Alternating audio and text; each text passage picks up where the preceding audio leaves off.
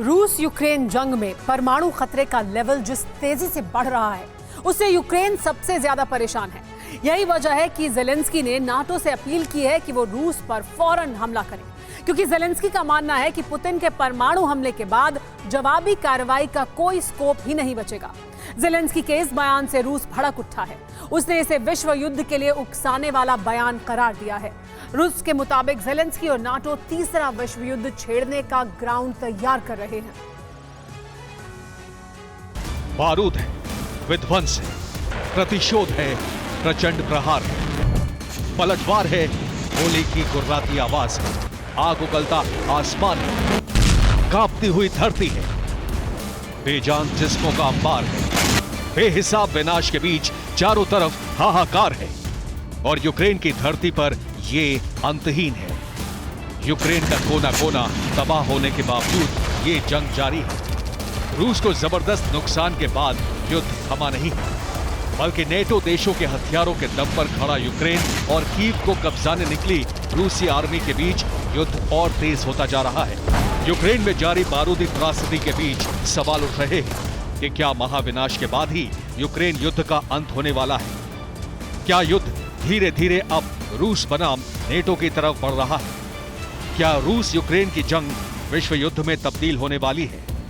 कल्पनाओं में भी कपाने वाले ये वो सवाल हैं जो यूक्रेन की तबाही देख रही समूची दुनिया को डरा रहे हैं। इन डराने वाले सवालों का जवाब हर वो शख्स जानना चाहता है जिन्हें दो विश्व युद्ध के नतीजों के बारे में पता है, जिन्हें 21वीं सदी में होने वाले विश्व युद्ध के असर का अनुमान है,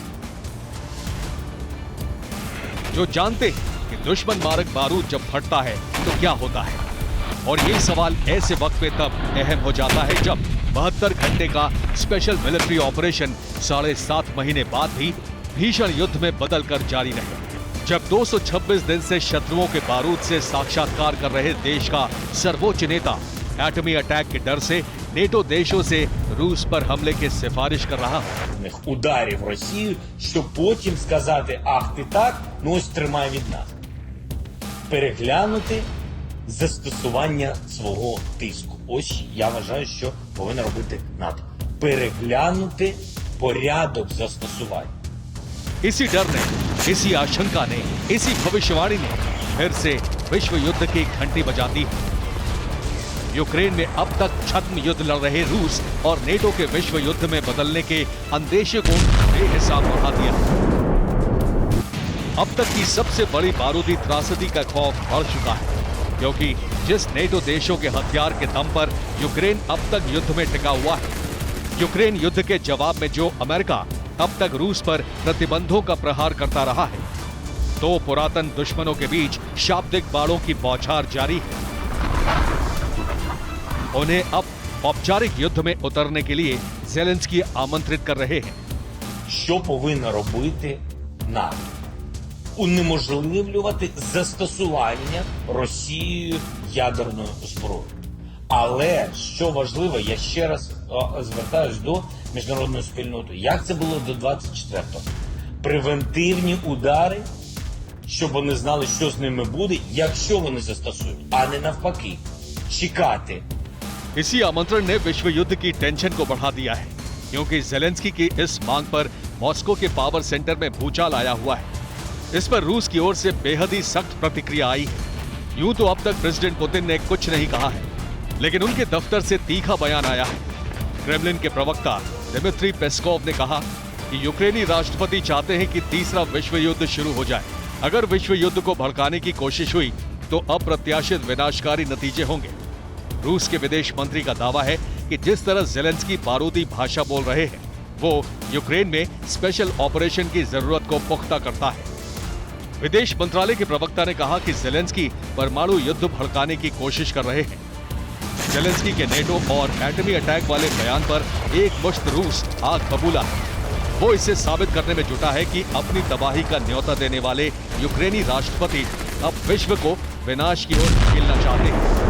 हालांकि ज़ेलेंस्की के एटमी शब्दों पर बवाल होने के बाद उनके दफ्तर से सफाई का पुलिंदा पेश किया गया है। ज़ेलेंस्की के प्रेस सचिव सेरी निकिफोरोव ने कहा है कि यूक्रेन के राष्ट्रपति ने रूस पर परमाणु हमले का आह्वान नहीं किया था। राष्ट्रपति ज़ेलेंस्की 24 फरवरी से पहले की अवधि के बारे में बोल रहे थे।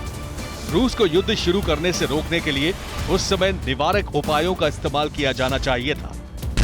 जाहिर है रूस जिस तरह से आक्रामक हुआ है उससे कीव में भी खलबली मच गई है, लेकिन ज़ेलेंस्की ने जो कहा वो साफ, सरल और पूरी तरह से स्पष्ट है।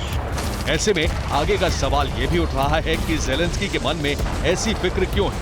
क्यों उन्हें लगता है कि रूस किसी भी वक्त यूक्रेन पर एटमी अटैक कर सकता है? इसे समझने के लिए यूक्रेन युद्ध में रूस की स्थिति को समझिए। 72 घंटे में कीव को झुकाने निकली रूसी सेना 226 दिनों से जंग लड़ रही है। दावा है कि यूक्रेन के युद्ध में रूस के 55,000 से ज्यादा जवान जान गंवा चुके हैं। यूक्रेन युद्ध में अनुमान से कहीं ज्यादा रूस को हथियारों का नुकसान हुआ है। रूस की सेना अब मोर्चा छोड़कर भागने लगी है या सरेंडर कर रही है। रूस ने जहां जहां कब्जा किया था वहां फिर से यूक्रेन की आर्मी हावी है। लाइबन पर यूक्रेन का कब्जा रूस के लिए बड़ा नुकसान हुआ है। मोबिलाइजेशन के आदेश के बाद रूस से बड़ी तादाद में जवानों का पलायन हुआ है। ज़ेलेंस्की ये जानते हैं कि पुतिन को हार किसी कीमत पर बर्दाश्त नहीं होगी। हार को करीब देखकर प्रेसिडेंट पुतिन कुछ भी कर सकते हैं और कुछ भी का मतलब बहुत साफ है और वो है परमाणु हमला, जिसकी आशंका पश्चिमी मीडिया बार बार जता रही है। अमेरिका और ब्रिटेन भी एटमी अटैक के डर से इनकार नहीं कर रहे हैं।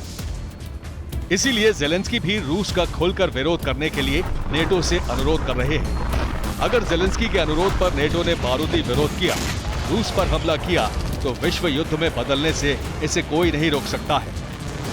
और अगर विश्व युद्ध हुआ तो क्या होगा, इसका अंदाजा लगाना ज्यादा मुश्किल भी नहीं है।